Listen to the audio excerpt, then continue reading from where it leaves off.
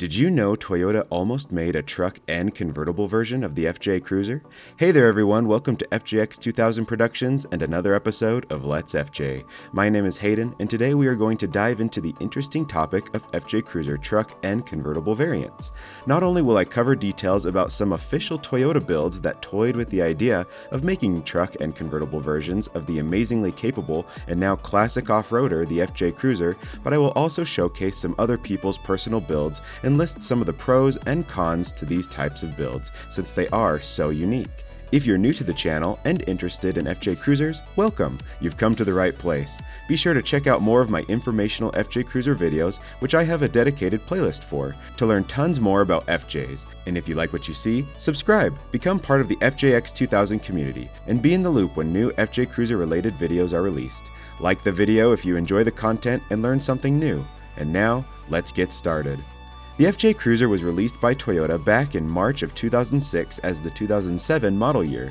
Leading up to the FJ's release, Toyota had been debuting the FJ Cruiser at various auto shows, with early concepts and pre-production models gaining tons of attention, so the hype was pretty big once people could actually purchase FJs for themselves. As a side note, if you want to learn more about the FJ Cruiser's concepts, check out my Part 2 Special Editions video. But once the FJ had been released to the public, Toyota didn't stop with new ideas for future FJ Cruisers. In late 2006, the SEMA Auto Show held in Las Vegas, Nevada was teeming with various modified FJ Cruisers, everything from lowered racing FJs to lifted and even solid axle swapped FJs could be found, after the FJ had only been in people's possession for a matter of months at this point. Toyota of course had its own booth at the show where they showed off FJs, including what at the time was the new TRD Special Edition FJ Cruiser, but they also had this. They called it the 2006 FJ Cruiser Soft Top. As you can tell, this was basically Toyota's take on a sport utility truck, or SUT, kind of like the Hummer H2 SUT. Interestingly, Toyota actually didn't produce this themselves. Rather, they commissioned ASC, American Specialty Cars, of Huntington Beach, California to produce the prototype, as they specialize in doing custom conversions like this one. Now, when you first look at this model, you probably think, well, that doesn't look like a convertible. You're right. This 2006 soft top FJ Cruiser isn't a traditional convertible. Rather, it was equipped with ASC's customized InfiniView roof. Here is a photo of a similar InfiniView roof installed on a concept Hummer H3, which shows how it involves a canvas top that can be slid forwards or back to allow for a more open-air experience, almost like a sunroof. Toyota even stated, open-air off-roading is yet another element of the Cruiser's FJ40 heritage. This concept explores one interpretation of that heritage. So even though it wasn't a full removable hardtop or completely folding soft top that vehicles like the Jeep or classic FJ40 Land Cruiser had, it is still a neat addition that does indeed give this concept that open-air feel that would attract certain buyers. The rear window of this concept also has the ability to roll down, which is fun, and would make getting that open-air feel a lot easier than the current FJ's rear window, which can only be opened manually with the turn of a key in the rear cargo door. The other distinct thing this concept has is its completely custom bed and tailgate assembly. Though the bed is very, very small, as a matter of fact, I'm not really sure what you would use it for, it is a neat look for the FJ that I'm sure some people actually prefer over the standard SUV body. The big thing this FJ truck loses in this design is of course the rear-mounted spare tire. Toyota could possibly follow what they did with the 4Runner and Tacoma and hide the spare up underneath the rear, but I think room might be a little tight since the FJ is a little shorter than those vehicles are. The handle for this model's tailgate is actually on the inside, which makes for a cleaner look, but if the bed were full, it would make grasping that handle a hassle. I do love the integrated, lettered Toyota logo on the tailgate, which was honestly ahead of its time, since years later multiple manufacturers would start doing similar things, including Toyota with its own Tundra and Tacoma vehicles. The bed also made room for an integrated metal jerry can, CO2 air canister, and even utilized this little compartment for an integrated toolkit, which are all fun additions. Plus, I like that the FJ's power outlet is retained in the bed in practically the same location that it is in a normal FJ's cargo area. This concept of course retains the FJ's iconic white roof, but all the trim, including the front bumper, has been painted in what they call dark gray Teflon. And the body comes painted in the absolutely amazing color called Heritage Orange. The FJ40 did have an available color from 1971 to 1975 called Pollux Orange, which this Heritage Orange must be a callback to, and it looks great. Years later, when Toyota decided to say goodbye to the FJ Cruiser in America, they made the last special edition, or Trail Team's Ultimate Edition, available in a color called Heritage Blue, yet another callback to the FJ40's color palette, and possibly specifically to the Capri Blue color. I wish Toyota had done more heritage colors for the FJ Cruiser, especially with colors like this Heritage Orange, since I personally enjoy it more than the Magma color the US market eventually got in 2013. But besides new rear quarter windows that eliminate the FJ's problematic blind spots, other neat features or accessories include the 33-inch Mickey Thompson tires, 18-inch American Racing wheels, ARB front bumper complete with fog lights and worn winch, an Old Man Emu 3-inch lift kit, TRD big brake kit, and TRD exhaust, and last but not least, Toyota's own 4.7-liter iForce V8 engine equipped with a TRD supercharger. It's a shame I couldn't find any photos of the engine installed, or better yet, video and audio of what this thing sounded like. As a side note, this concept also made an appearance at the 2008 SEMA show 2 years later, and to one of the FJ Summit off-road events in Ouray, Colorado, but I have no further details as to whatever became of it, unfortunately. Now, even though Toyota never ended up officially producing a truck version of the FJ Cruiser, that hasn't stopped plenty of other owners from building their own FJ pickups.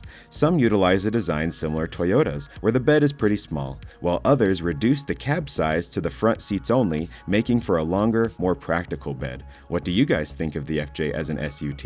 Let me know in the comments below. Enjoy a few more of these FJ trucks before I move on to talking about convertible FJ Cruisers, but check out this specific FJ that has gotten a fair amount of attention online. Dubbed the FJ45 Bruiser, a name which plays on the Land Cruiser FJ45, the pickup truck version of the classic FJ40. I love it, and hopefully you do too. When it comes to FJ Cruiser convertibles, Toyota never made a commercially available version like Jeep had with its Wrangler, but that didn't stop other companies like Newport Convertible Engineering from producing their own version of a soft-top FJ, with the first one showing up also at the 2006 SEMA show. This conversion was not necessarily a popular one, but quite a few were built over the years, meaning they still pop up for sale every now and then. It personally isn't my favorite design, but did you know that Toyota actually had their own convertible FJ concept? That's right. Simply named the FJ Cruiser Convertible, this concept made its appearance at the 2007 SEMA show, 1 year after the 2006 soft-top FJ was debuted. This FJ does have a passing resemblance to the 2006 soft-top concept, especially since both are similar colors and share modifications like the ARB front bumper and aftermarket wheels and tires, but there are some notable differences we will get into. Before diving in deeper though, just to keep things straight, I know it may be confusing, but anytime I mention the soft-top FJ, I'm talking about the 2006 truck-looking concept I talked about at the beginning of the video. And anytime I mention the convertible FJ, I'm referring to the concept we are going over now. This convertible concept came with an actual convertible top being a custom tri-fold SUV top with the Sunrider option, designed and installed by Best Top Inc. The canvas-like material of the convertible top was Hart's premium acrylic topping material, and it had OEM and DOT-approved 40mm PVC dark-tinted removable flexible windows. Toyota said how they wanted this project to be easy to operate, affordable, and lightweight. With the top up, the convertible maintains the FJ Cruiser's distinctive silhouette, something that you lose with the Newport convertible design. This convertible top was a manual design, which allowed for more rear cargo space over some automatic convertible tops.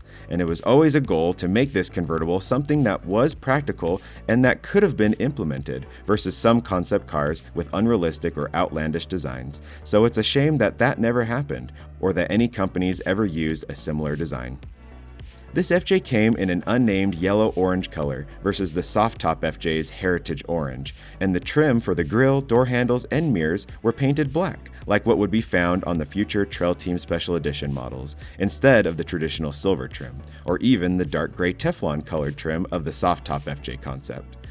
For off-road modifications, this convertible came with OME suspension just like the soft top FJ, but for shoes, the FJ had KMC 17-inch Enduro Desert Beadlock wheels and Nitto 35 by 1250 R17 Mud Grappler tires, a little bit of a step up in size compared to the soft top. Along with the ARB front bumper, this FJ also came equipped with a matching ARB rear bumper, and both apparently came equipped with worn winches according to the signage displayed with the convertible.